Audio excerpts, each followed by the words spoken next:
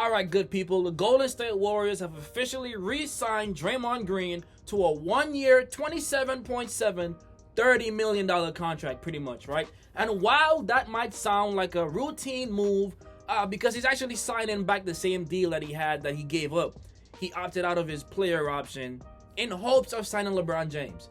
And so I actually think this is one of the most important contracts of this NBA offseason. Because this isn't just about Draymond Green. It's about Stephen Curry and Jimmy Butler's future. It's about whether this dynasty has one last championship run left, or whether the Warriors are quietly preparing for life after one of the greatest cores in NBA history. So let's break it all down.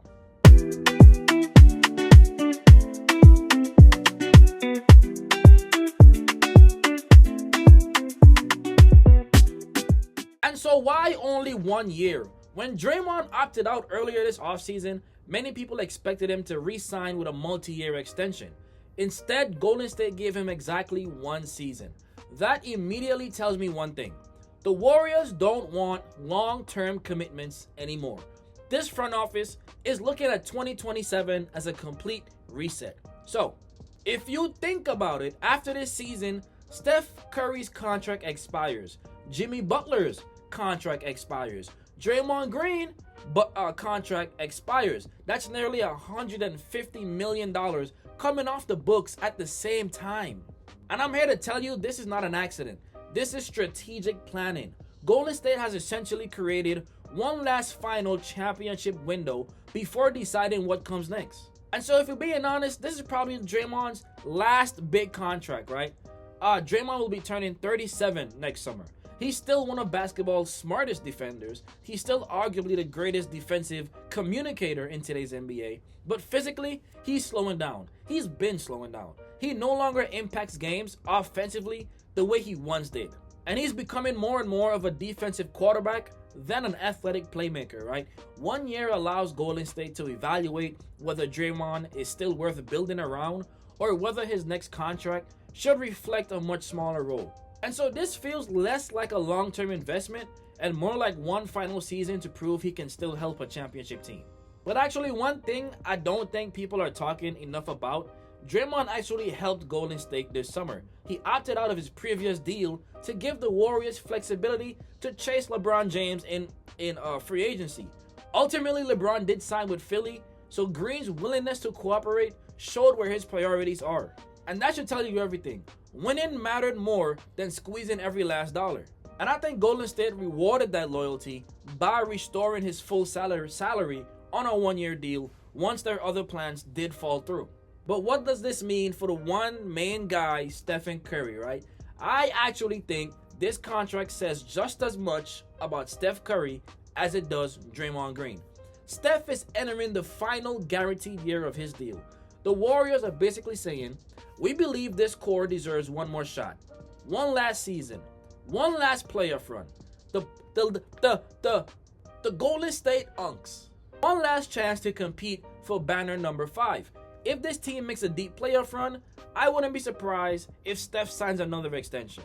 But if they lose early once again, this could be the beginning of the end. Not necessarily because Steph wants to leave, but because Golden State may finally accept that the dynasty has reached its natural conclusion. And so what if they fail? Now here's where things get really interesting, right? Imagine Golden State loses in the first or the second round. I mean, what happens next? Draymond is a free agent. Jimmy Butler is a free agent. Steph is eligible for a new deal. The Warriors suddenly have enormous flexibility, right? They could re-sign everyone for one final farewell. They could re-sign only Steph and begin the rebuild. Let multiple veterans walk and build around younger players. Or completely reshape the roster with significant cap space. And so this 1-year deal keeps every option available. And that is why it's such a smart move. What does this mean for Draymond personally? For Draymond, this season becomes one of the biggest seasons of his career.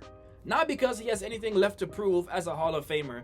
He's already accomplished enough, right? 4 championships, DPO, multiple All-Star appearances. One of the greatest defensive minds ever. His legacy is secure. But this season determines how basketball remembers the final chapter. Can he still anchor an elite defense? Can he still elevate Steph Curry? Can he still be the emotional heartbeat of a contender? Or has Father Time finally caught him? These are the questions that needs answers. And so talk about the bigger picture, right? I actually think this deal symbolizes something bigger. For nearly 15 years, Golden State has built around one philosophy: Steph, Klay, Draymond. This trio has changed basketball forever. Now Klay is gone. Steph is nearing retirement. Draymond is in a one-year deal. Steve Kerr's future is uncertain. The dynasty isn't officially over, but for the first time, you can clearly see where the finish line is. And so what does Draymond Green's one-year contract really mean? It means the Warriors believe this core has one final opportunity. It means they're protecting their future instead of committing to aging stars beyond this season. It means Draymond likely has one more chance to prove he's still an elite championship piece. And most importantly, it means the 26-27 season may define the ending of one of the greatest dynasties in NBA history. Whether it ends with another championship or the closing chapter of the Curry Green era, this one-year deal ensures that every game this season will carry enormous significance, because after this season, nothing is guaranteed anymore.